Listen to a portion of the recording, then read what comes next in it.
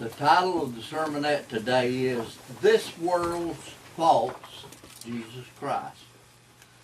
Well, there is a real Jesus Christ that few people believe in, but there is a false Jesus Christ that most people believe in.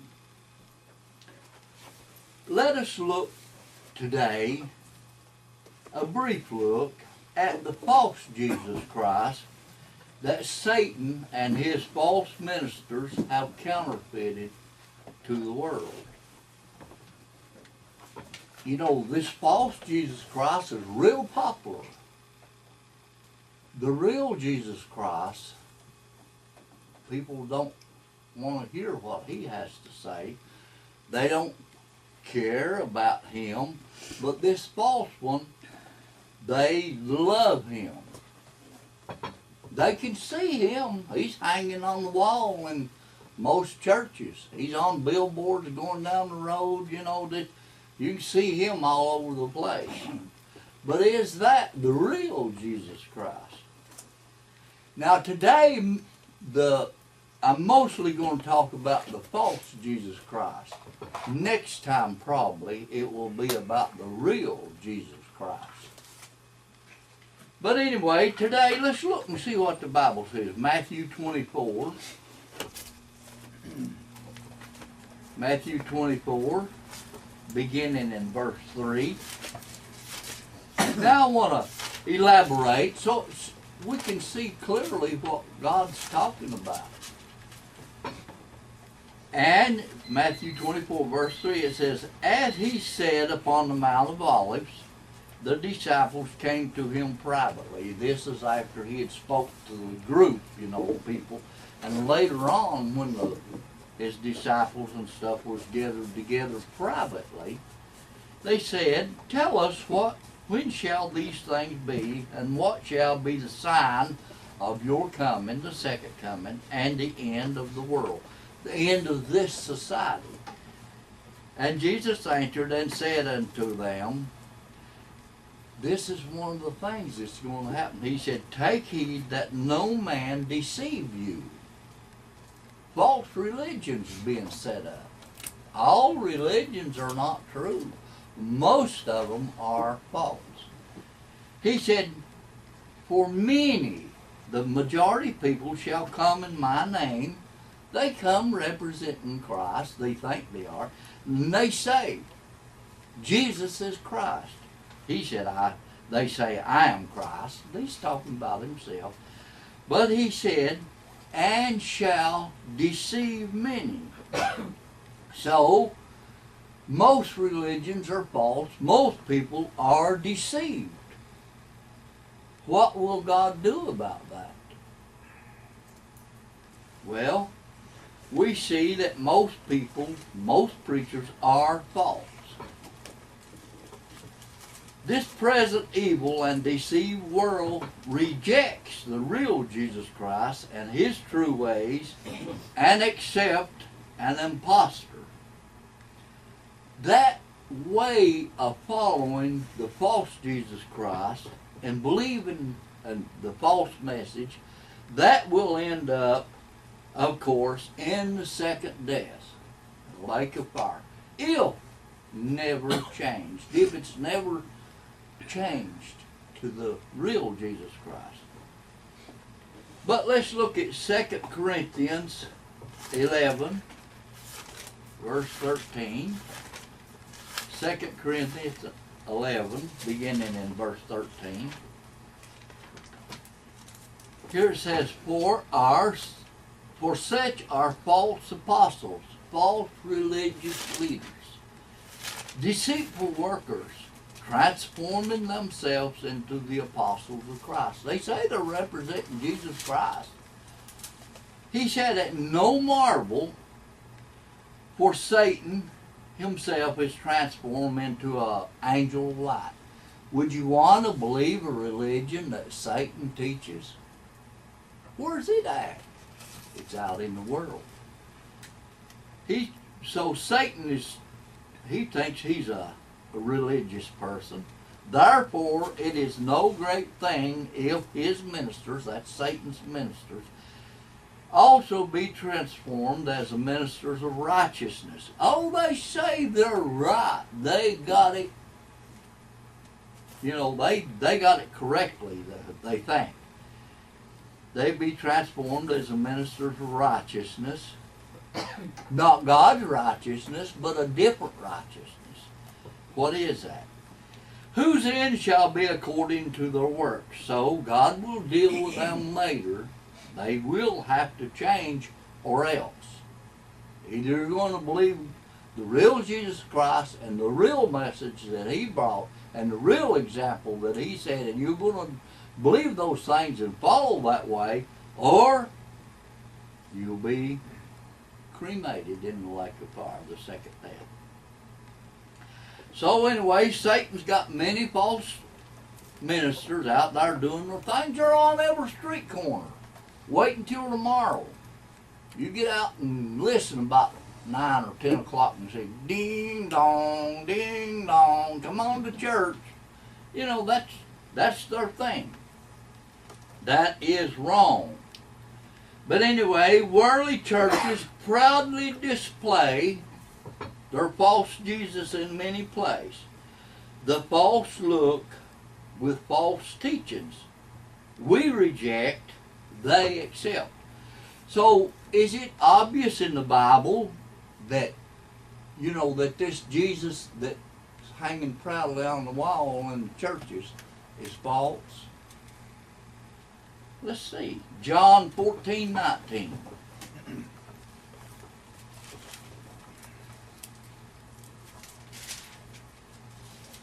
John 14 and verse 19.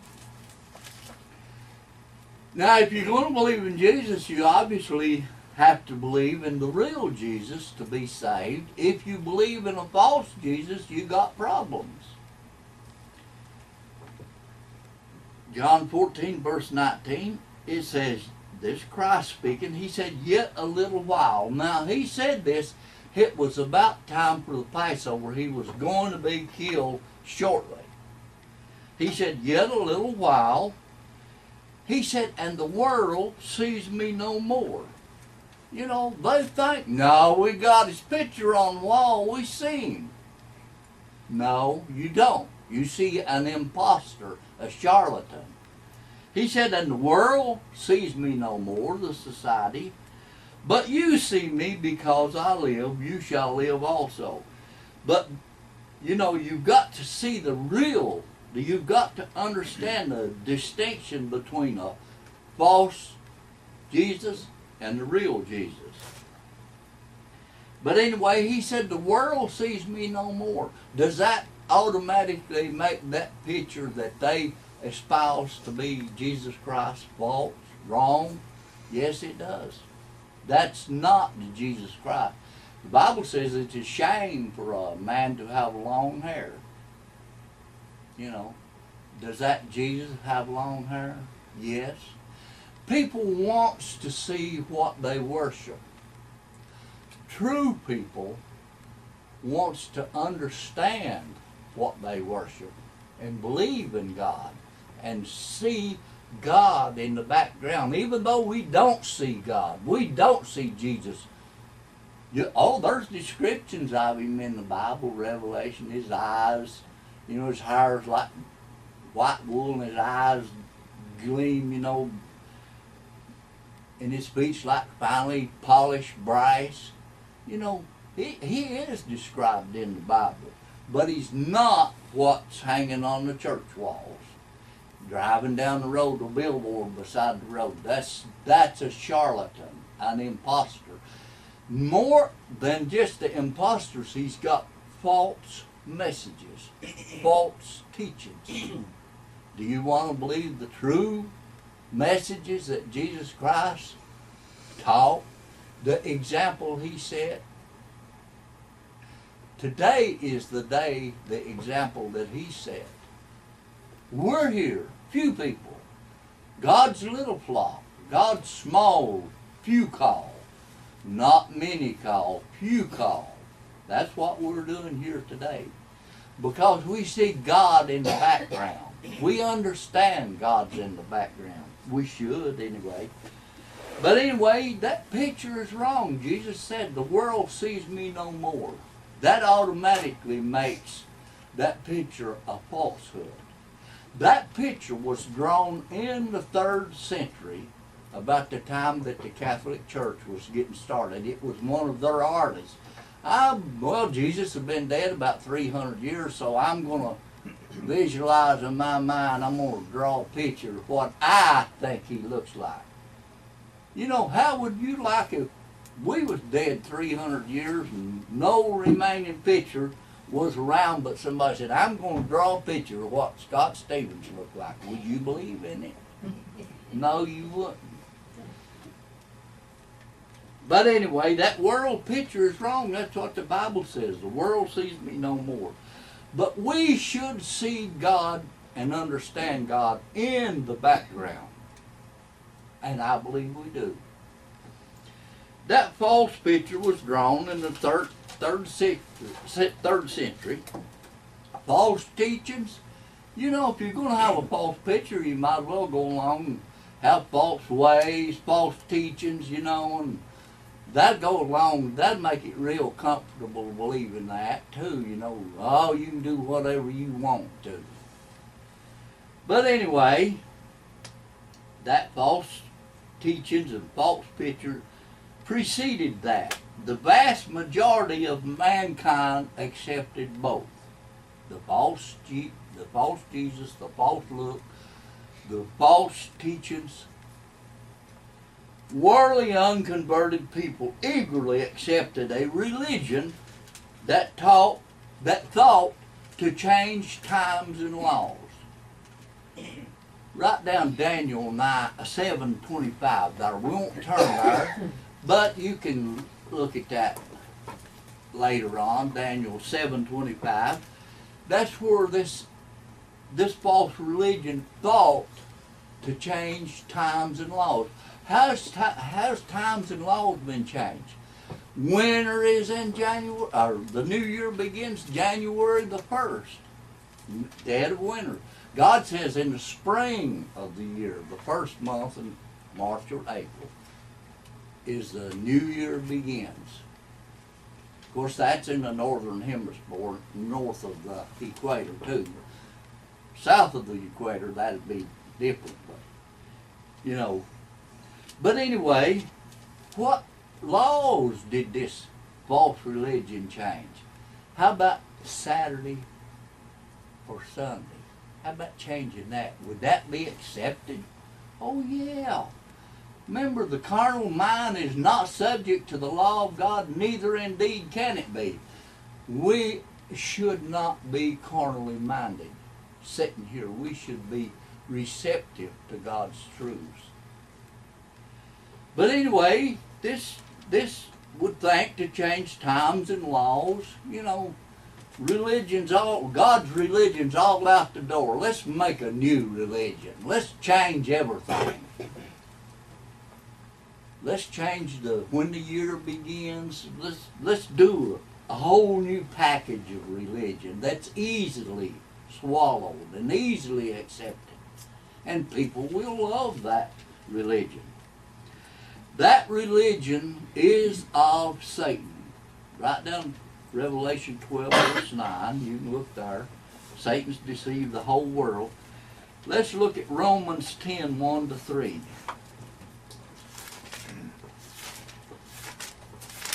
Romans 10, beginning in verse 1. Here it says, Brethren, my heart's desire and prayer to God for Israel is, you know, that they might be saved. Oh yeah, well, that's what we want. We want people in the world to see what we see today, and they will, hopefully, most of them. But I wouldn't want to be one that rejects it, because if you reject God's truth, there's nothing left for you but the lake of fire. We do want people to see what we see today.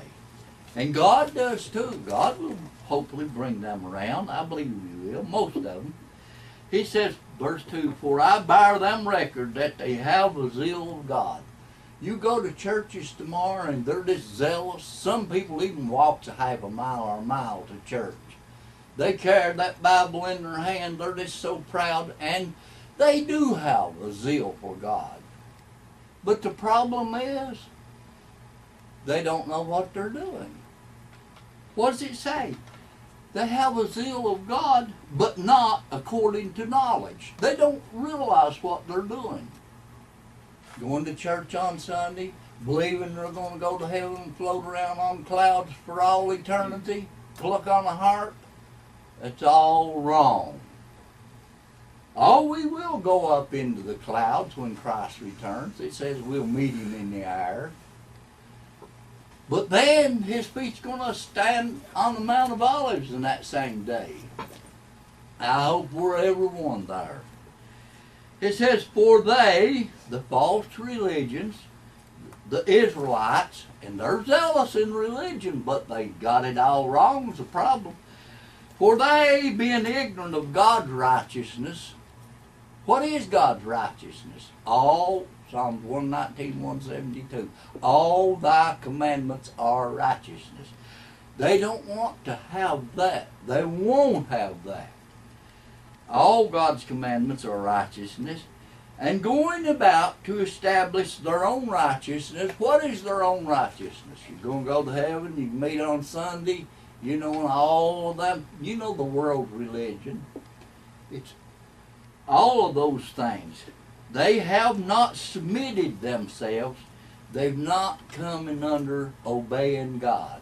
They've not submitted themselves unto the righteousness of God. This day today is God's righteousness. We're here. We've submitted to this day. There's no other day. I love God's righteousness, but I'm not perfect. I sometimes do something weak. We all make mistakes. But the world has got to submit themselves to God's true righteousness and follow the real Jesus Christ, or they will not be saved. And hopefully they will be. But anyway, God does not change.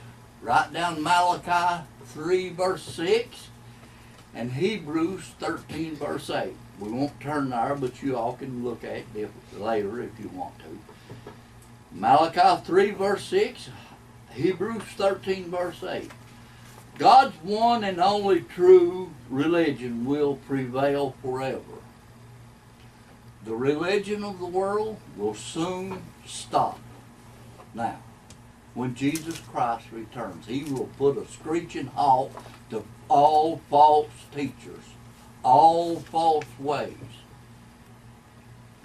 Today, only a few people are called of God. Remember, God says, not many wise men now are called. God could call anybody out in the world if He wanted to. He selects who He wants to call. Not many are called of God. And only they can see and will accept and will love the truth. Remember, the Bible says a carnal mind is not subject to the law of God, neither indeed can it be. God in love will offer the same way of life to most people later. This same way of life to most people later. Write down Isaiah 45:23 and Philippians 2 verse 9 and 10. That will confirm God's plans to save people. Let us all believe in and follow the real Jesus Christ and the life and example that He set, and then God can and will save us.